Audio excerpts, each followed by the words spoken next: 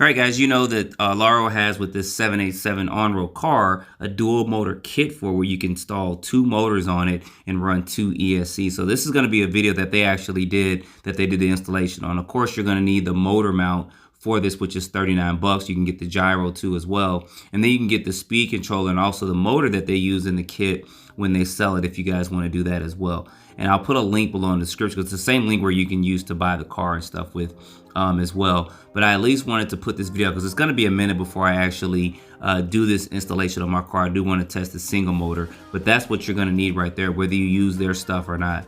And their video that they have just shows the installation of it, all the parts and stuff you'll need for it. But I have all these parts here in house, and I'll probably do it at some point in time, but I know it's not going to be anytime soon.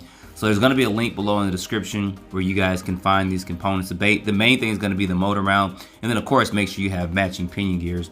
And some people may actually want to use a castle motor or something in here, but at least there's a build video out right now. So put your comments down below. I'll be doing my build video with this probably within the next week or two at the time of this video, and then we'll actually get it out and test it again. So as always, don't forget to like, subscribe, stay tuned for the next video, and let me know what you guys think about this video here, what they're doing to build and install this motor in.